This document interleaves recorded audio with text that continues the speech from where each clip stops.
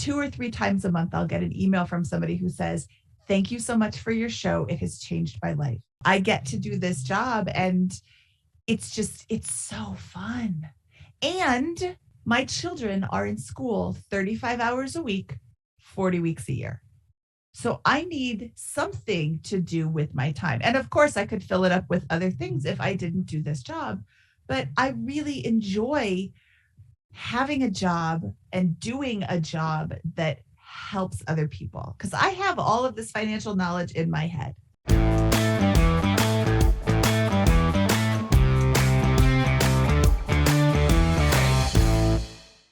Welcome to the Real Estate and Financial Independence Podcast. My name is Chad Carson. You can also call me Coach, and this is a show all about getting out of the financial grind so you can do more of what matters.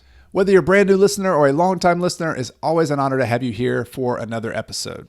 The title of today's episode is What's Life Like After Financial Independence, also known as FI. This is a conversation with my friend, Mindy Jensen.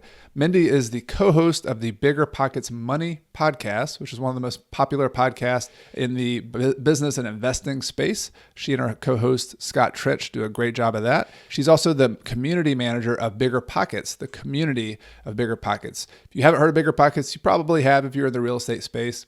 They are the mega online community, which has a forum where you can ask questions. It has a blog. It has multiple podcasts. They have a publishing arm. They publish my book, Retire Early with Real Estate. Just a great organization. They also have a conference every year that I've spoken at. So check out BiggerPockets. Mindy's a big part of what they do there. She is the author of 2 books, one of them called First Time Homebuyer, the other How to Sell Your Home. She's a real estate agent. She and her husband, Carl, have flipped a lot of houses. So that's one of her specialties. She's also a mom of 2 awesome kids. So we go into the topic today. I wanted to talk to Mindy, not necessarily about the nitty gritty of building your way to financial independence, although that's interesting. We touch on that a little bit. We talk about the things beyond financial independence. You know, we focus a lot on different episodes on mechanics and getting started. I just thought it'd be fun for you to hear a conversation between 2 people who are just discussing topics that are relevant to us once you've already passed your financial independence number. How do you make decisions? What are the things that are important to you? So we talk about house flipping and we talk about remodeling houses because that's something that she and her husband do a lot of. We're talking about working after financial independence. She actually chose to go back to work even though they had enough wealth for she and her husband not to have to work. Why did she do that? What were the criteria that she looked for in a job, and that maybe something you can think about either renegotiating with your current job or working a different job even after you achieve financial independence.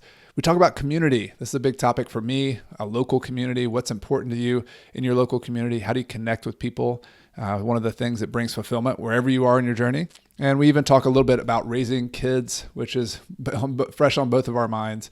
So all of these topics and more, hope you enjoy this more casual conversation about going beyond money, beyond financial independence with Mindy Jensen. Now, before we get to this week's interview, it's time for my weekly behind the scenes segment where I share a short snippet of what's going on with me in real estate investing, finances, or just behind the scenes. Now, during my conversation with Mindy, I talk a lot about conversations with our spouse, with our kids. And so my behind the scenes topic this week is a habit that my wife and I started a couple years ago. And applies really to anybody who's got a significant other, a partner, or a spouse. And, disclaimer here, I don't give any good relationship advice whatsoever. This is just something that works for me. But I have found that having a weekly time that you and your partner, your spouse, your significant other can get together to talk about things outside of the hustle bustle of life can be a really valuable tool. And so my wife and I do a Wednesday morning date morning. Just happens to be we drop the kids off at school, and then we usually exercise and then go have breakfast. Nice and simple, but we put it in our calendar. Now, sometimes these topics relate to money. If there's a budget issue or we're saving up money for something, or we're talking about a trip and how much is that going to cost. But lots of other things come up. It's just a time to kind of carve out during your week when you can have conversations. And just for us personally, we found the morning times have been really helpful. We used to do like evening dates and try to set those aside. And those are nice as well. But sometimes with kids, we'd be exhausted by the end of the day, and mornings were a little bit more fresh of mine and just have had some really good conversations. So today's podcast is about life after financial independence, but even before financial independence or throughout your life, having good conversations and being on the same page with your money, with your goals, with other things is hard work. It doesn't happen naturally. And so that's my recommendation, something that has been really helpful for me that I've been doing behind the scenes. Speaking of behind the scenes, I want to invite you to stay in touch with me beyond the podcast in a couple of different ways. First, you can get my free email newsletter, which comes out each Monday and Friday.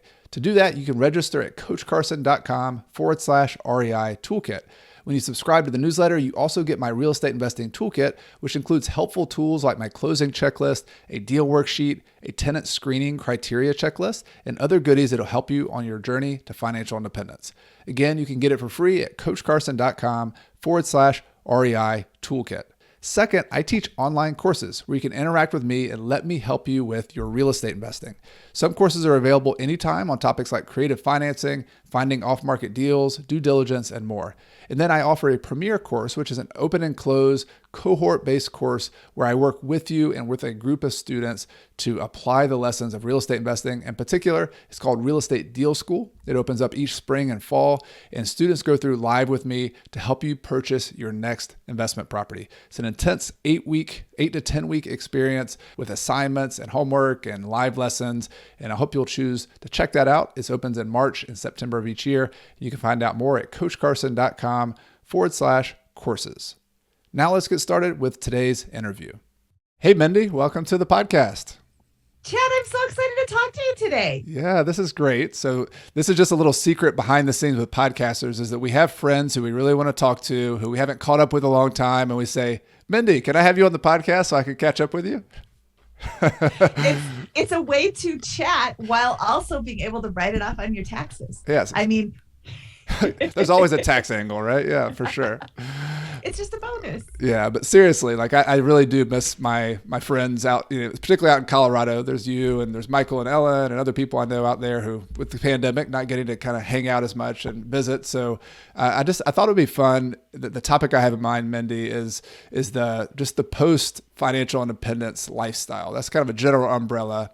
But because I know, a lot of the topics I do on my podcast are, nuts and bolts. Here's how you start and get started with real estate, or here's how you start building wealth. And I do want to talk about that story, but I also think sometimes it's interesting to go, behind the scenes. All right, here's somebody, Mindy and her husband, Carl, who have worked hard and have achieve financial independence. So what's it like after that? So that's my idea, Mindy, just to kind of have a conversation about it. But I would love to start. I know a lot of people do know you, but for those who don't, I want to go back to kind of professionally in or adult life. You and Carl have talked a lot about financial independence, but when was this a thing on your radar? Like was it always something you thought about personally? Or was it something like, hey, one of these days I'm going to have a big net worth and we're not going to have to work? Or how did it come about in your mind to think about financial independence?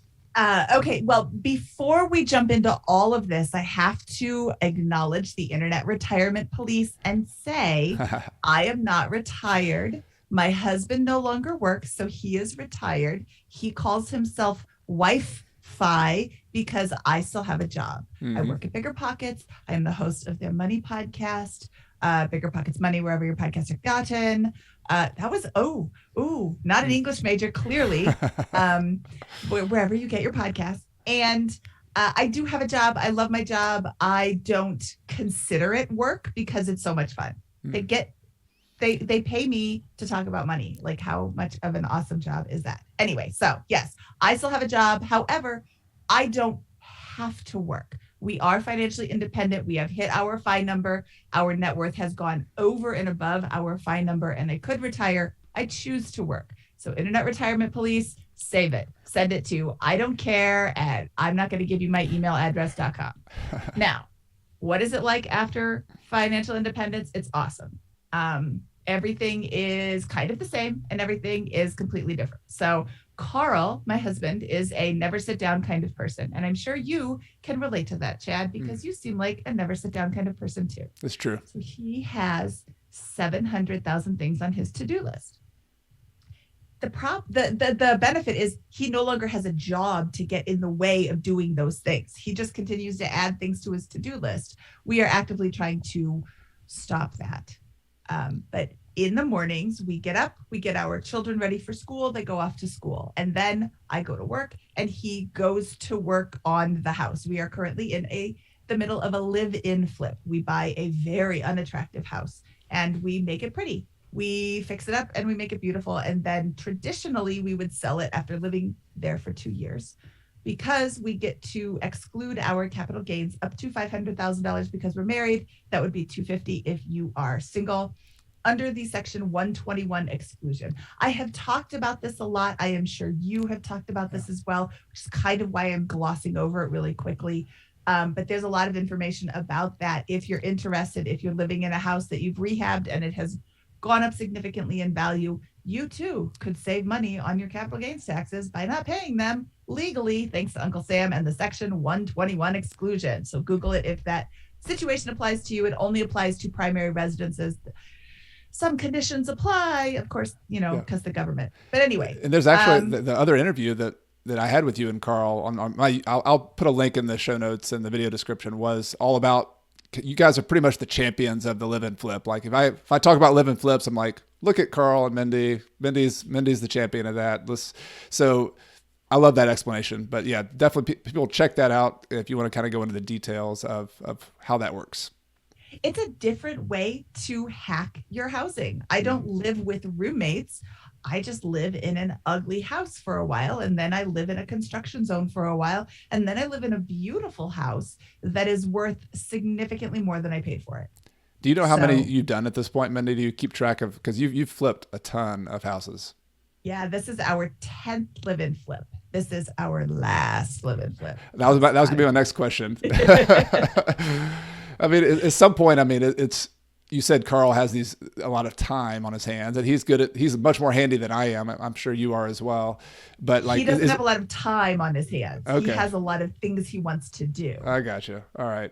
But the remodeling is it's kind of like a habit, right? Like you'll know you can do it. And so this is an ugly house. So we got to fix it up. Let's go do it. So it's hard to quit that habit, right?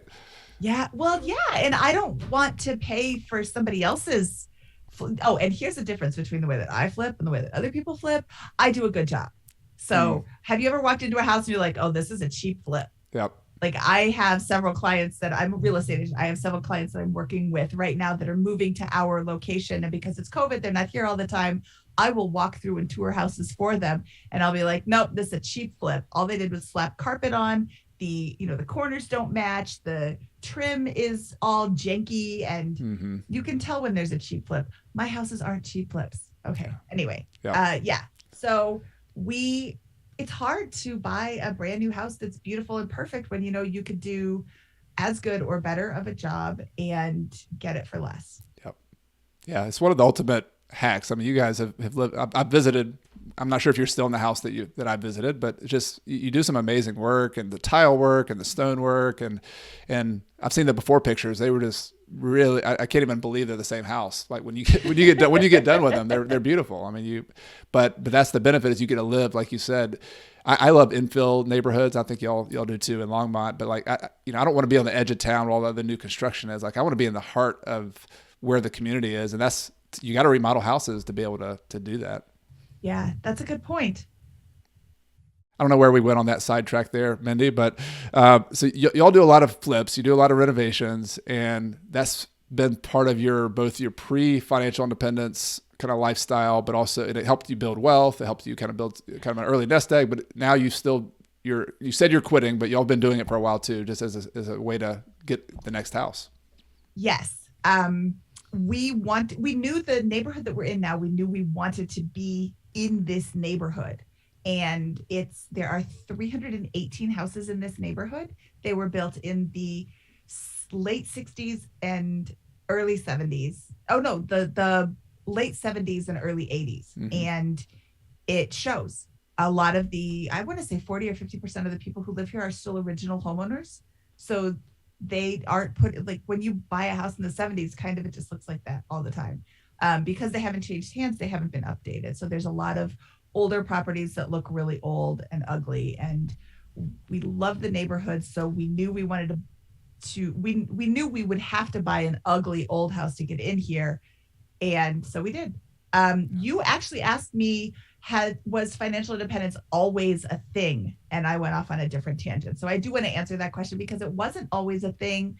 We didn't know what it was like until you discover it. You don't just think that you can retire early. I mean, Pete did, but he was like, he kind of introduced this idea to everybody. Um, you you just work until you're 65. That was our plan. But we knew that we needed to save money for retirement when that happened at age 65. So we started saving money because that's just what we do. And Carl was a computer programmer, so he had a high income. And we just continued to save. We spent the money that we were comfortable spending. We're not lavish people. We're not spendy people. So we were spending significantly less than what he was bringing in. And we would just invest the rest. We've invested in mainly tech stocks because he's a computer programmer. He's fascinated with tech. He loves computers. He loves talking about it. Give him a call and ask him. I don't want to listen.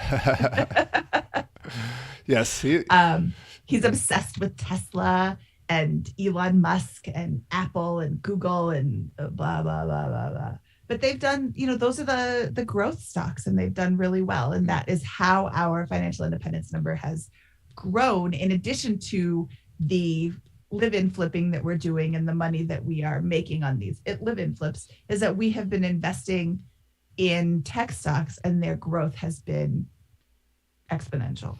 I think that's really interesting that the two of you kind of had this, the high flying tech stuff, new kind of businesses. And then you're very grounded in just like the old, the old fixing up old houses. I mean, that couldn't be any different. One's very intangible on the social media. One's very like, you got dust in your nose, as you're having to do sheetrock, but it's like, those two have been kind of the wealth drivers for you guys. I think that's pretty cool. It's a lot of fun. It's definitely, there's a lot of warring factors in our whole life. I mean, it would be boring to just invest in one thing. Right. But and I think this is a common theme. Like I was thinking about my own kind of trajectory, and I've talked to other people who have now, quote, been financially independent. A lot of them had those kind of early habits like you had. Like you were saving money, like, all right, we gotta save for retirement. We have a good job, so we're just gonna set the money aside. But it never, until something typically clicks where you're like, okay, like it's either a life event or maybe it's an aspiration you have. Was there anything for you that was like, all right, I'd rather not have to work until 65. Like, do you remember any moments or any experiences that kind of drove you that direction? I was actually a stay-at-home mom for 8 years. And in the middle of that time, Carl was working for a medical device. He was working on the software for a medical device that could kill you if the software got it wrong. So there was some stress involved. And there was a bug in the software that was discovered, and for like a week, he couldn't sleep, he couldn't eat. He was like, I could kill people, and this is horrible and so stressful and awful. And he just banged out on his computers one day, how do I quit my job early? And Mr. Money Mustache popped up, and he started reading, and he's like, oh, this guy's selling something. But he kept reading. And because when you first are told that you can retire at 30, you're like, and then sell knives door to door. What are you selling, Pete? Right. But it turned out that as he continued reading, it's like, well, wait a second. This is just math, and math is either right or wrong. And I know that this math is right and it makes sense. So he kept reading. He's like, wow, this could actually work. So he comes out of his office and he tells me about it. And I'm like, great, quit your job. Because I knew that we had enough money to get us to his next job, not like he could just quit forever. You're not 65. And then he's like, I'm going to write a blog about it. I'm like, well, that's the dumbest idea ever. Yeah. What's a blog? What is this? Yeah. Well, I had actually tried to write a blog maybe a year before that. And I got one article out, and that's it. There's a lot of one article blogs out there. Yeah. Yeah. So you had your skepticism on the blog front and on the money front, like, all right, yeah, you'll go back to work, whatever. And so, but I thought he would go back to work. I didn't read the article, but I wanted him to quit that job. And then as we started talking about it more and more, the concept of financial independence, the concept of early retirement, and he showed me the math problems, and they made sense. And you start reading about the 4% rule. Bill Bengen wrote this in, I want to say it was 1987, but maybe it was 1990. Either way, it doesn't matter. If you read his actual article in like the Journal of American Actuaries or Financial Planners, it's like the most boring magazine, but the article is fascinating. And he makes such a good point about everything. You're like, well, clearly this man is far smarter than I am. And he read through all of these numbers. They all make sense. He's using information from the, historical records. I can go back. I mean, I'm just going to believe that this information is true, but I could go back and verify every one of his data points, and this works. And then you start meeting people in the space, and you're like, wow, you've been retired for X number of years, and it works. And you listen to other people talk, and it just works. So the turning point was Carl having a terrible time at work, but it has become like this whole, and this was, back in 2012 when it wasn't so everyday mainstream, but it's become kind of, and this sounds kind of pathetic, but it's become our whole life. Like we live in this financial independence bubble. We live in Longmont, which is kind of a mecca for financial independence people because Mr. Money Mustache is here. And it's a really great place where a lot of financial independence people live, and we spend a lot of time with people in the same community. So it's kind of reinforcing the fact that this does work. We know a lot of people who've been retired for a long time. Yeah, Longmont's become the capital for sure. Yeah. And you guys are right in the middle of it. So I mean, lots of people have talked about the numbers, and I think Carl does a great job on 1500days.com, his blog, of just showing the net worth and how this works. And so if people are interested in like how can you actually live off of your net worth, I mean, dig into that, right? Those are good topics, and I talk about them too with real estate. But one thing I find really interesting, Mindy, like is the story and kind of the dynamic behind it. Like I know for my wife and I, Carrie and I, it's been the experience of like behind those numbers. Like, so the numbers are one thing, but like the thing that it allows you to do and like kind of lifestyle choices that are so interesting. And so I'm interested for you. I mean, you said you had kids and you're a stay-at-home mom for 8 years. Carl kind of makes the switch where he's going to stay home, and then you decide, hey, like this is a new period of my life that I actually want to do something different. So I wonder if you could talk about that step, because I think so many of us as parents, are kind of in that place where it's that kind of balance between making enough money, being home with your kids, doing something that's fulfilling, and a job that kind of fulfills your own kind of desire to contribute. So maybe talk a little bit about that and what was going through your mind to decide to do that. Wow, I might upset some feminists. I'm sorry in advance. This is my personal opinion and the way that I live my life. And, if you don't like it, you don't have to live your life this way. But we have a pretty traditional marriage. And by traditional, I mean like 1950s kind of marriage. He mows the lawn, he shovels the snow. I cook, I do laundry. I enjoy cooking. I hate cleaning, but so does he. So he does the bulk of that's why you have kids. Rehab. That's why you have kids to clean, right? Supposedly. Yeah, my kids, it doesn't really work out that way. I know, right? But when he was working, that was his job to bring in the income. As a stay-at-home mom, I am doing important work, but I am generating $0 of income, of money that's actually coming in. I'm not actually generating any. And I am trying to head off the comments. Well, that's really work too. Yes, it's work. Yes, it's work. I'm not saying it's not. What I'm saying is that it doesn't pay anything. So I considered that to be my job. I took care of the house. I took care of the kids, and I wanted to. I had children and I wanted to take care of them. So I stayed home with them. When he was getting stressed out at work and having all of this like burden. I mean, we had talked about me staying home. I wasn't some high income earner that had walked away from some amazing career. I was making like $35,000 a year when I left. So I was basically funding our 401ks with my salary. So when I left, I stopped funding my 401k, which was half of my income. And then, he continued to fund his 401k through his own income now. But so I didn't walk away from some amazing career to stay home with the kids. I chose to stay home with the kids. And he continued to work. We didn't talk about really the burden that he felt of having to work. And this is something that came up a little bit later. He's like, well, I don't really feel like I could ever quit my job because I'm the only one working. I was like, ooh, I didn't think about it from that point of view. I just thought about it from, I don't want to put my kids in daycare. I want to be the one raising them. I want to spend time with them, and I'm not making money. So it makes sense for me to leave my job.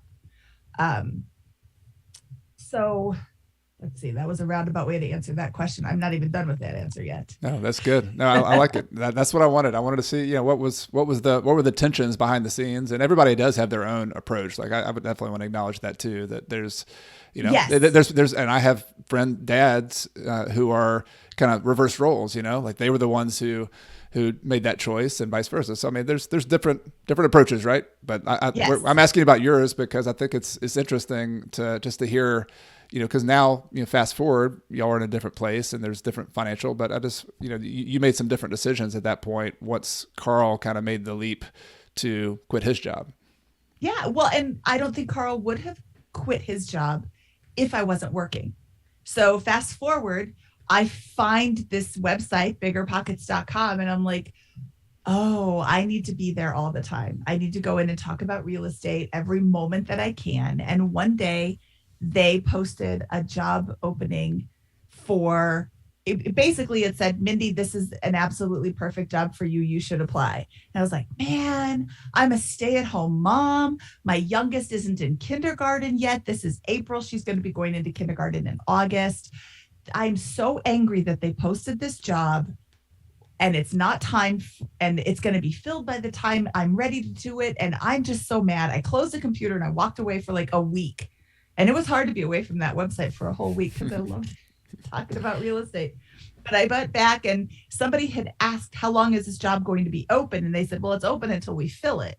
And I was like, oh, maybe they'll wait for me. So I applied. And I think 30 minutes later, Josh Dorkin was calling me on the phone saying, hey, we need to have a conversation. I was like, oh my goodness. It was like absolutely everything perfect aligned. It gave us health insurance when Carl's job was not giving us health insurance.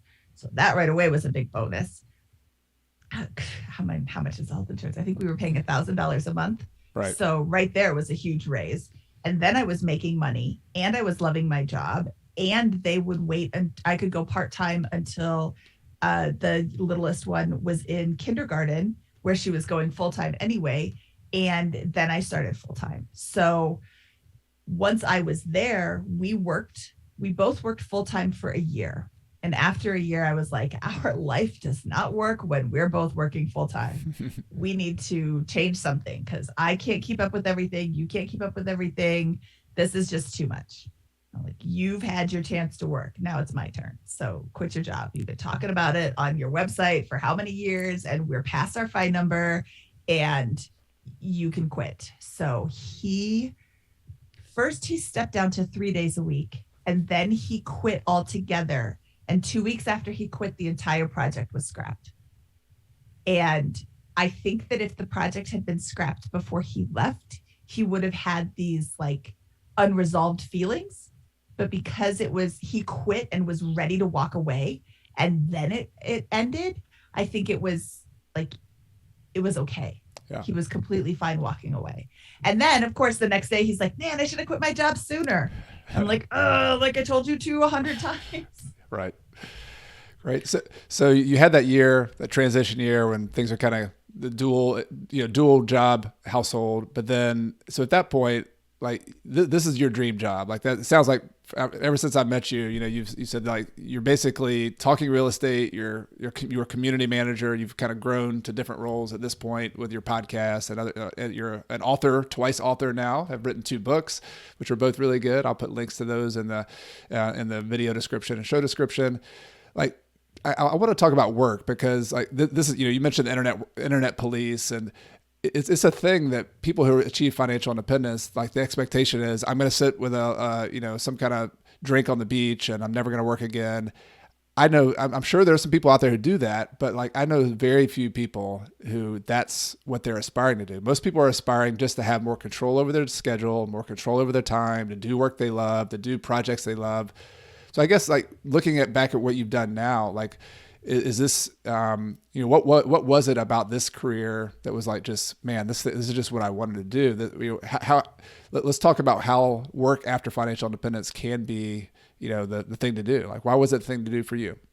Chad, we have very similar jobs, you and I, except I don't know how much your podcast pays you, but I get an actual salary. I don't have to go out and do like the promotion, and there's like a whole team behind me, and I get to do all the fun parts, and then I can kind of pawn off on other members of the team the parts that either I don't know how to do or I don't enjoy. So I really have like the best of all worlds. I get to do a podcast that's helping people. I get emails probably 2 or 3 times a month. I'll get an email from somebody who says, "Thank you so much for your show. It has changed my life. You have changed my financial trajectory. I have paid off X amount of debt. I have done X amount of things with investing, and it's all due to listening to your show." I mean, that you don't get that when you're selling quilting supplies, which is what I did before this, or when you're a graphic designer. I mean, nobody is like, "Wow, the way you designed that flyer really changed my life." And I'm not saying that those aren't valid jobs. I'm just saying that, I get to do this job, and it's so fun. And my children are in school 35 hours a week, 40 weeks a year. So I need something to do with my time. And of course, I could fill it up with other things if I didn't do this job. But I really enjoy having a job and doing a job that helps other people, because I have all of this financial knowledge in my head. And I don't know if you know anybody in your real life that won't listen to your information, but pretty much everybody I know in real life outside of my little FI bubble is not interested in my financial information, which makes me sad. It's been kind of an interesting experience for me, because sometimes I talk into this microphone on the podcast, and I pay attention to the stats a little bit, but I'm like, there's just a few people out there who listen to it. And I've had a few situations where in my hometown, people are like, "Oh, I was listening to your podcast and this and this and this." And I'm like, "Really? You were listening to my podcast?" Like, first I'm like, "What? Great, that's wonderful." But then it's like, okay, there are other people listening to this thing. But I totally, yes, I totally resonate with your particular role. And I feel like I have to pinch myself sometimes saying, all right, I'm creating content and talking to people, talking to my friends about real estate or financial independence, and this is helpful to people. It's just for us, obviously it's just a great job. Do you have any recommendations? Because when people do, a lot of the motivation for people starting with financial independence or saving money is that they're dissatisfied with something about their current lifestyle. There's some kind of motivation there, and something has to change. So what would be some tips for you just in the career space for you, whether there's somebody's already achieved financial independence or maybe they're just on their way, that you can find a career that's more in alignment with the things that are important to you or that are fulfilling to you? So this is like a chicken and egg question. So let me see. It's going to go back and forth with my answer. So first of all, you need to have a good financial foundation so you can start looking for something that's more fulfilling. I had a job that I hated, and every day I had to get up and go there, and the alarm would go off, and I'd be like, "Ugh, can't believe I have to go there again. I can't stand working for my boss. She's so nitpicky. She throws me under the bus. She takes credit for all the things that I do well." It's just an awful situation. It was very toxic, and I couldn't not work there because I didn't have a good financial situation, or I wasn't actually aware of my financial situation. So I continued to plod to work all the time. And what I should have been more aware of my financial situation, so I could have gone and looked for another job. But also having a good financial situation will allow you the freedom to look for another job. Maybe you want to look for another job, and the next job you find has an introductory period where they pay a little bit less, or it's a commission-based job that you know you could crush, but it'll take a little bit of time before you can start generating that commission. Or maybe there's stock options available, so you need to take a lower salary in the beginning, but then eventually those will start paying off. But you can't do that if you have an unsteady financial position. If you're looking for a job that you like, if you have a job that pays the bills, that you're not in imminent danger of getting fired from, you can go and look for a job and be really picky about what you want. And ask current employees, can I talk to a current employee? I want to know why this job is available. I want to know what the true culture is of the company. Because we've all worked for toxic, well, except you, Chad, never had a job a day in his life. I've had a job, that's true. Yeah. But we've all worked for toxic employers and in toxic situations, and you get up in the morning and you just dread the whole day.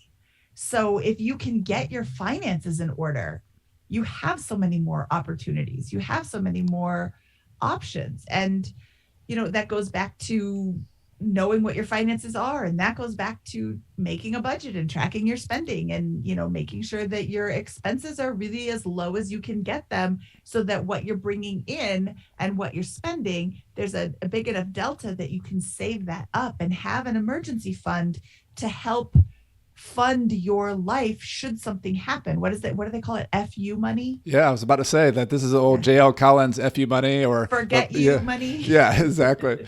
Or what you and Scott, I mean, I think on the BP Money Show, you guys do a good job of talking about, the runway. Like you got to have a, if you, whether you're financially independent or not, if you have a 12-month runway of cash in your bank account, like that is the runway, just meaning if you landed without a job for 12 months, you'd have a padding to give you 12 months of life to still pay your bills. Like that, there's such a confidence, even if you're don't have $1 million net worth, like just having $100,000 in the bank. Wow. What a thing. Like that gives you the confidence to go make those leaps that you're talking about, or make a change to do something different without worrying about survival financially. Yeah. And, let's talk about job skills.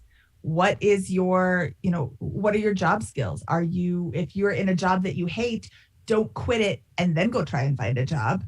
Look for a better job. Start taking classes and educate yourself, and, get training to help you get a better job. If you're a computer programmer and you've got, I'm trying to think of what's an outdated program system, like BASIC. Yeah, BASIC. I remember that, man. In elementary school, we used to learn all sorts of basic programming. If that's your skill, maybe that's not in such high demand right now. Go learn something else. Go learn Python, which is a catchphrase. Don't take advice from me about what skills you should learn as a computer programmer. Look that up and see what's in hot demand. But, learn something new and then go try to apply your knowledge. But also go interview at jobs and see what they're paying. I think it was Financial Mechanic increased her income $100,000 over 3 years. Either a Financial Mechanic or a Purple Life increased their income almost $100,000 over 3 years just by job hopping, because your company is going to pay you and then give you incremental raises. But hopping to a next job is going to give you a huge income boost, and the next job a huge income boost.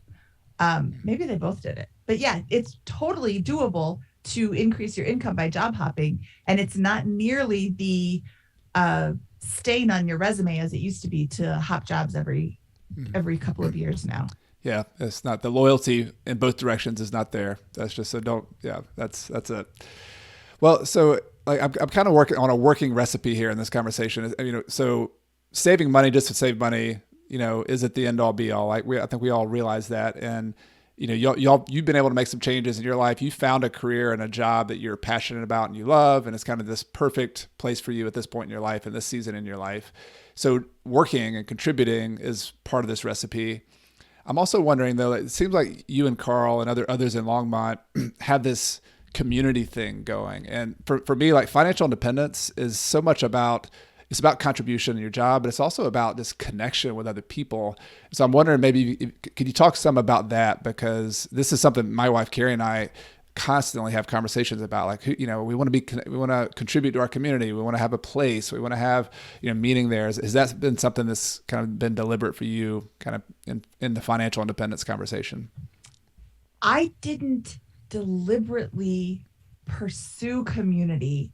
I lucked into community. And I think something that has made the Choose FI Facebook group and then their local Facebook groups so very successful is that they have promoted community and promoted local community. And it's really hard when you live in a place where everybody else wants to be as spendy as possible. When we first moved to Colorado, we moved to a city in Douglas County where if there's like an anti-fi community, that's where we found ourselves plopped right in the middle of. The entire neighborhood, it seemed, was on this part of this game, like who can spend the most money, who can outwardly look like they're spending the most money. And it was so uncomfortable to be in that neighborhood. We were there for 2 weeks and we looked at each other and said, do you want to sell this house and move back to Wisconsin? Like, we did not want to be in this neighborhood. After 2 weeks, it was very apparent that these were not our people.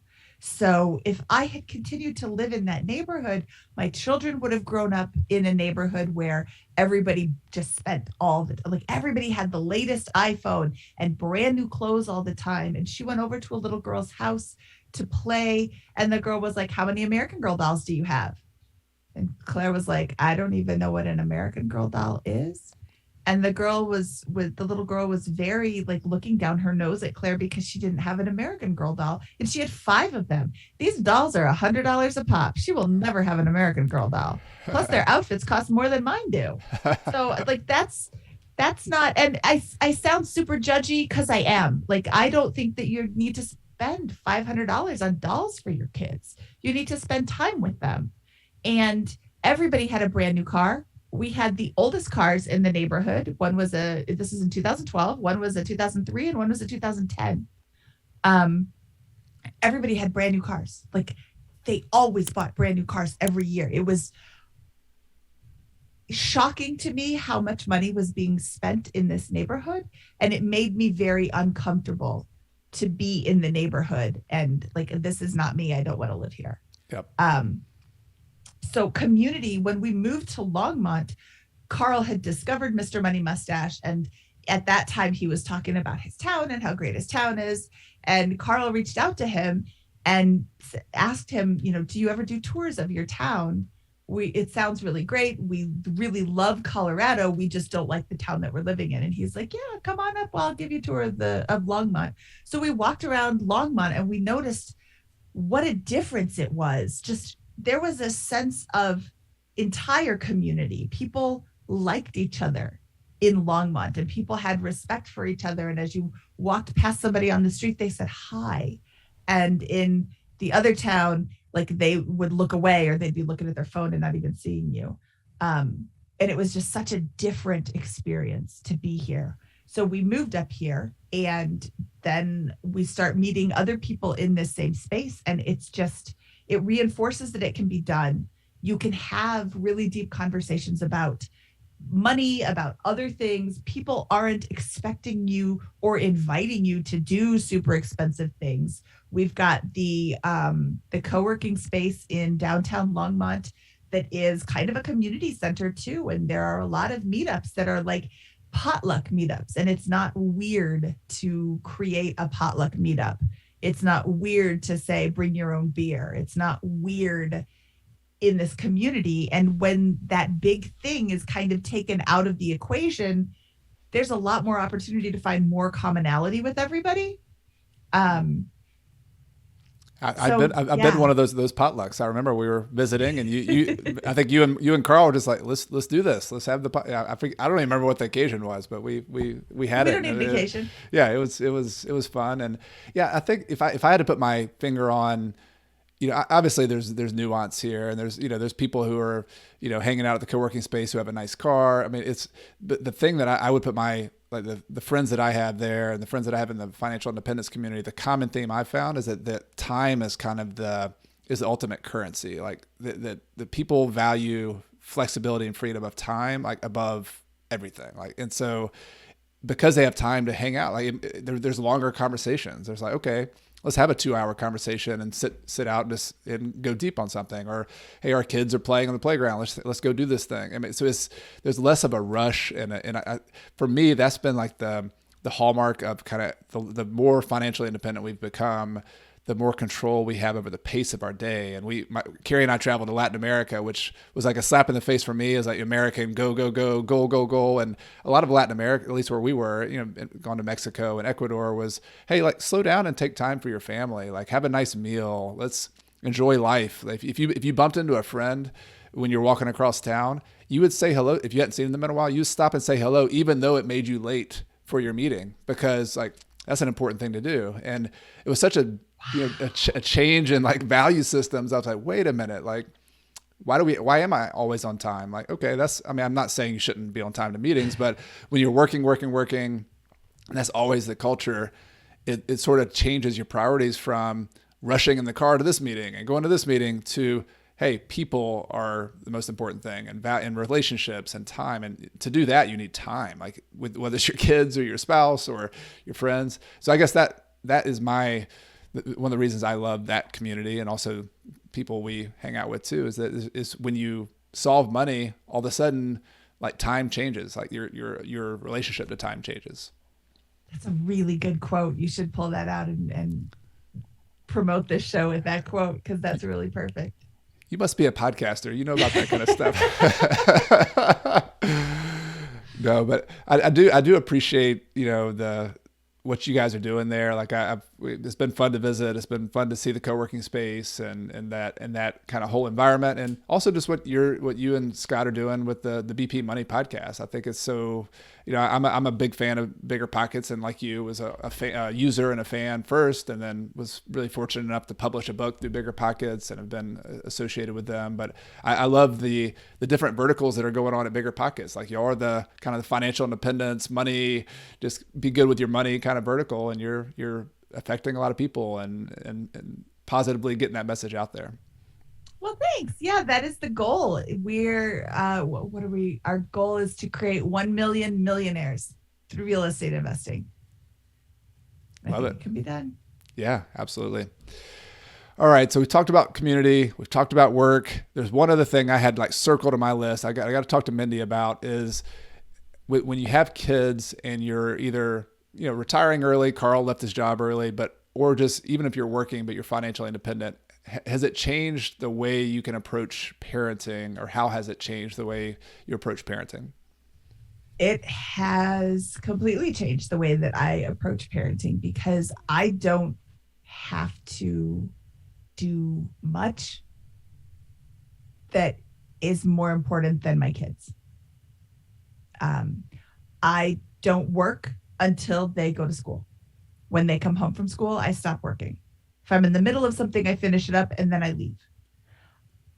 And I have a lot of flexibility to say no in a way that somebody who is not in the same position may not feel comfortable saying.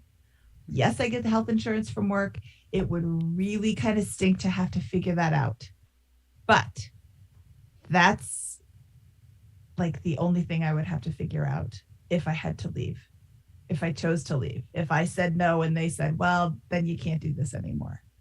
But they also are really generous with what they're offering me. So I don't have to deal with that right now. I hope I never have to, fingers crossed. Yep.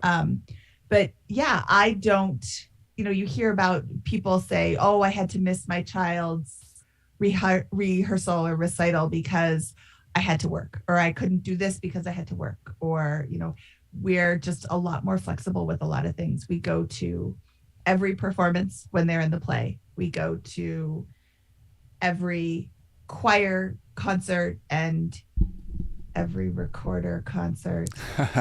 For better or for worse. Curses to whoever invented the recorder. Yeah. For worse, always for worse. It's a horrible instrument. I hate it. Well, we're in the violin. We've just made it through the first year of violin for my oldest, and Oh, she's actually progressed pretty well because she played piano before. But that, those early stages of violin, ooh man, they're there's got some screechy practice times for sure. she has the opportunity to progress. Whereas with the recorder, it'll always sound like that. Okay, yeah, So, true. Good yeah. point. But wow, the violin, that's very impressive. Yeah, it's she didn't get it from me. I'm a choir guy, I could sing the baritone in the choir, not the I didn't have the solo music performance. But yeah, this is, speaking of parenting, this is a little bit of a tangent, but you know, it, our daughters are very into plays, they're into theater, they're into art, they're very creative. And I had a little bit of a drawing kind of creative streak, but Carrie and I both look at each other sometimes and saying like, I have no clue where these kids got this like idea of being in theater and being, actresses. I mean, this is like their thing. But the fun part about parenting though, and being present to your point, is that you get to sort of observe those little flames that they have, those little, little kindling, and you put some kindling on it. And you're like, okay, I have no idea why they're interested in this, but there's this is clearly self-motivated. And so for us, part of like parenting and having the financial flexibility to control our schedule has been that just like they get home from school, they get off the bus. That's that little 10-minute window when they're just blah, blah, blah, blah, blah, blah. They're telling you everything on their mind. If you miss that 10-minute window, like they're back to whatever they close back up, and so I think that's been just the huge, like, amazing experience has been those little moments. It doesn't have to be the whole day, but like you said, when you control your schedule, when you can say, this is how I want to orient my life, this is how I'm negotiating it, then you can build it around whatever's important to you, whether that's parenting or some other thing that's important to you as well. And another thing, it gives me the ability to let them try these things. Schools are underfunded perpetually. And in order to be in the play, they have to pay. It's not a ton of money, $125. If I was on a super tight budget, maybe that's not in the budget. Maybe I can't afford to pay $125 to let them into the play. There's sports. I don't have athletically inclined children, so I don't have to play, or I don't have to pay for them to be in sports. But if they wanted to be in sports, I could afford those sports. It's I don't have to say no based on the money. My daughter wanted to go on a Europe trip. It's not for school, it's through school, but it's not for school. And we're like, well, I'd really like to let you go.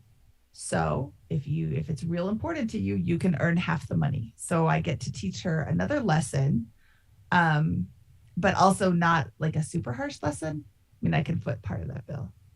And then we're going to take the other one and go meet her there and kind of tool around Europe for a little bit too. Oh, cool. Well, we'll have to talk offline because we're planning on going to Europe this fall as well. So maybe we'll cross paths. That'd be cool. Ooh, Yeah. yes, that would be awesome. So Mindy, this is fun. And this has been sort of an all over the place conversation. I sort of did that deliberately because I just want to see where this thing goes. But it's been helpful and it's been fun for me to hear what's going on with you and Carl and to catch up, and also just to hear the trajectory of what what makes you tick, like what's fun for you. And I think there's lots of people out there who, they start with the money, but then like these conversations we're having, like this is real life. Like these, whether it's your kids or whether it's your relationship with your spouse or whether it's you wanting to work a job that has been fulfilling to you, like this is like why we do the money thing. This is why we save the money, and just appreciate you sharing and, sharing with the world what's going on with you. Well, I appreciate you having me on, Chad. It's always lovely to talk to you. And yeah, it would have gone all over the place even if you hadn't sent me there. That's what I love about you, Mindy. That's perfect. And I do have one final question though. So this is the final question of the show that I ask all my guests. It's a show about financial independence, and people are going to be on all different stages of the journey, but particularly those who are kind of earlier in the journey. It's a little bit harder to see, the end of that path they're going towards, where they're in the grind, so to speak. So do you have any just final advice for them on as they're climbing, as they're building, as they're saving money that might be helpful to them? I would say if you are in the beginning stages of your financial independence journey, track your numbers, track your spending to find any spending holes that you can close up that won't change your life. I mean, of course, you could always cut all the way down to the bare bones and eat beans and rice and have a miserable life. Or you can track your spending and discover, oh, I'm not being efficient in this particular category. So I can look for ways to be 10% better next month.